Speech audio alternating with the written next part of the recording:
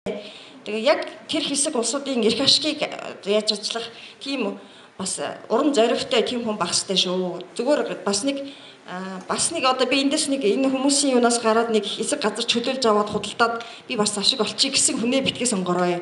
Болж игэл тиймэрхүү хүмүүс бол явцын дунд гарч ирдэг тоглоомгүй. Хүн болгонд өөрийн бас нэг амьдралын төлөө явж байгаа болохоор тэгээд явцын дунд одоо нөгөө хэсэг газараасаа нэг явуулсан юм би одоо дарга нь болсон юм чи эндээс нэг жоохон ашиг унарчих гэсэн улсуудаас гарцлахыг өгөөсгдөг. Бид нар 2006 оноос эхлээд Улаанбаатар хотын гэр хорооллын чиглэлээр ажиллаж байгаа. Гэхдээ юун дээр ажиллаж байгаа гэхээр иргэдийн оролцоотойгоор гэр хорооллын нөхцөлийг сайжруулах гэсэн чиглэлээр ажиллаж байгаа.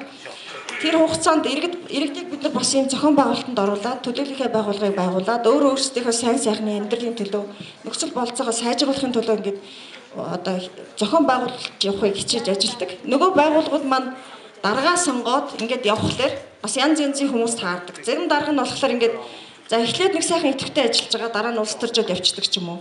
Эхлээд нэг сайхан ажиллаж байгаа дараа нь нөгөөтгөөс ашиг олох гэж яваад эсвэл нэг цуглуулсан жаахан хуримтлийн зарцуулаад ч юм уу тиймэрхүү асуудал гаргадаг тийм байдаг. Гэхдээ тэрнээс болж байгаа зайлс хийгээд бас нэлээд олон хамт олонны хяналтайгаар аваад явчих тийм байгууллагыг сонгоосоо гэж би та нарт хүсэж байна.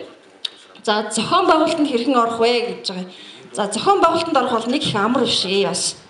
Яг нь бид нар ингээд зохион байгуулалтанд ороод нэг байгууллага байгуулчихгаас суулаа гэхэд тийм амар биш. Нөгөө айлууд ч бас нийлээд за ямар хэрэгтэй эсвэл би дарга болъё чи дарга болъё ингээл тэгээд тэр би бинийгээ танихгүй итгэхгүй учраас харилцан би бинийгээ итгэж одоо сонгож өгөхгүй томилж өгөхгүй нөгөө сонгосон хүндээ бас итгэхгүй тийм байдаг учраас энэ бол бас нэлээд удаан хугацааны бас хугацаа авдаг асуудал би бинийгээ таньж мэдээд ингээд явахлаар. За гэхдээ бид нарт бол яах хэрэгтэй вэ гэхээр бас нэг ийм төлөөллийн хүмүүсээ сонгох хэрэгтэй юм байна гэдгийг та нар ойлголоо. Яг энэ зохион байгуулалтанд хэрхэн орох талаар болж өгөхгүй бол хөршүүдээ суулгаад яг ингээд зохион байгуулалтанд орё бид нар чадахгүй байна гэвэл манай энэ гэр хорооллын төслийн нийгмийн ажилтнууд байгаа. Тэгээд та нарт одоо 3 дахь өдөр болгон энэ чинь сууж байгаа тийм.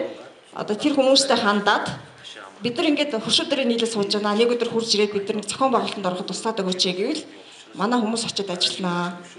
Хэрэгцээтэй бол манай нүүбийн байгууллагад хандж болно. Бид нар бол 2008 оноос эхлээд одоо өнөөдрийг хүртэл 4 жил одоо гэр хорооллын 5 талбарт энэ шар хадны эцсийн буудал, Баян хошуу, Чингэлтэй, нэгдүгээр хорооллын арын Дэнжийн гэр хороолол, Дамбударжаа гэсэн 5 талбарт иргэдийн зохион байгуулалтанд оруулаад явж байгаа тийм туршлагатай байгууллага байгаа.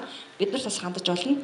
За тэгээ зохион байгуулалтанд ямар шаардлага тавих вэ гэхлээр төлөвлөлтийн одоо энэ төлөвлөгч нарын та нарт өгсөн нэг ийм зураг байгаа шүү дээ. Тэгээ юугаар хуваацсан тий? Түрүүнд ирсэн улсууд болохоор харсан баг. Одоо ийм зураг байгаа тий. Энэ бол бид нар нэг блокийг бол төлөвлөлтийн нэг талбар гэж үзэж байгаа. Яг энэ талбарууд болохоор хамтдаа төлөвлөгдөнө гэж үзэж байгаа шүү.